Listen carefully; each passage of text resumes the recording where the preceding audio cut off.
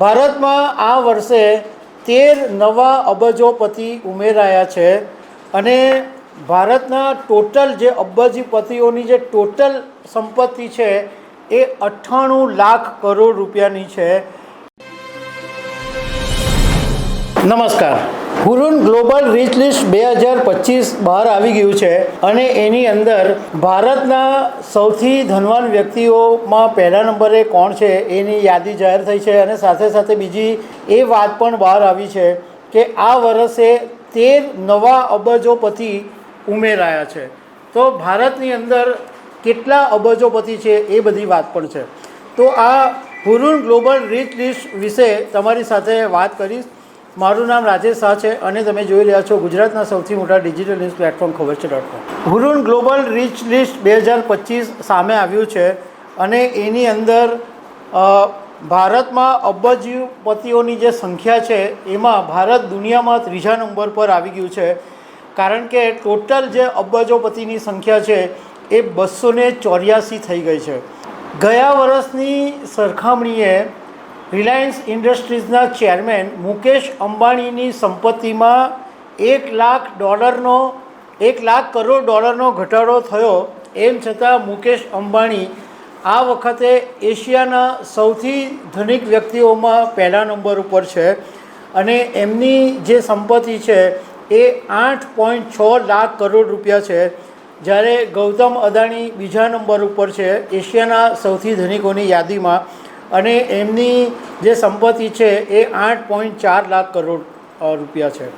ભારતમાં આ વર્ષે 13 નવા અબજોપતિ ઉમેરાયા છે અને ભારતના ટોટલ જે અબજોપતિઓની જે ટોટલ સંપત્તિ છે એ 98 લાખ કરોડ રૂપિયાની છે। એ ભારતનું જે ટોટલ જીડીપી છે એનો 1/3 ભાગ છે અને સાઉદી અરેબિયાની જે જીડીપી છે એના કરતાં બી વધારે સંપત્તિ આ 284 અબજોપતિઓની છે।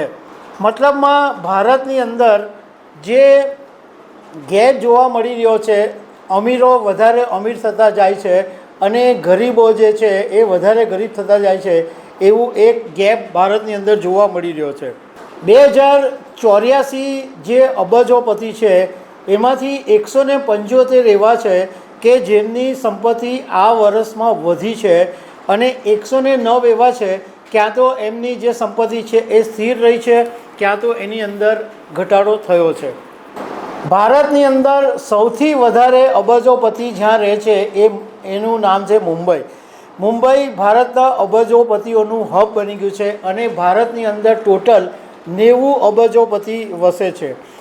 હવે ભારતના જે ટોપ 8 જે અબજોપતિ છે એના નામ પણ હુરુન ગ્લોબલ રીચ લિસ્ટમાં આપવામાં આવ્યા છે। એમાં પહેલા નંબરે મુકેશ અંબાણી 8.6 લાખ કરોડ, બીજા નંબરે ગૌતમ અદાણી 8.4 લાખ કરોડ, ત્રીજા નંબરે આ વખતે એક મહિલાનું નામ આવી ગયું છે અને એમનું નામ છે રોશની નાદર HCLના। એ એટલા માટે કે તાજેતરની અંદર રોશની નાદરના પિતાએ પોતાના જે શેર્સ હતા, પોતાની જે સંપત્તિ હતી એ પોતાની દીકરીને ટ્રાન્સફર કરી દીધી, એટલા માટે રોશની નાદર રીચ લિસ્ટમાં આગળ આવી ગયા છે। ચોથા નંબર પર સન ફાર્માના દિલીપ સંઘવી છે, જેમની 2.5 લાખ કરોડ રૂપિયાની સંપત્તિ છે। અજીમ પ્રેમજી 5મા નંબર પર છે વિપ્રોના, એ 2.2 લાખ કરોડની સંપત્તિ છે। કુમાર મંગલમ બિરલા 6ઠ્ઠા નંબર પર છે, એમની 2 લાખ કરોડ રૂપિયાની સંપત્તિ છે। સીરમ ઇન્સ્ટિટ્યૂટના સાયરસ પૂનાવાલા, એમની 2 લાખ કરોડ રૂપિયાની સંપત્તિ છે। બજાજ ઓટોના નીરજ બજાજ, એમની 1.6 લાખ કરોડ રૂપિયાની સંપત્તિ છે। 7મા નંબર પર આરજે ગ્રુપના રવિ જયપુરિયા છે, એ 1.4 લાખ કરોડની સંપત્તિ છે અને એવન્યુ સુપર માર્કેટના રાધાકિશન દામાણી, એમની 1.4 લાખ કરોડ રૂપિયાની સંપત્તિ। તો દર્શક મિત્રો, આવી અનેક વાતો સાથે અમે તમને મળતા રહીશું। Thank you very much.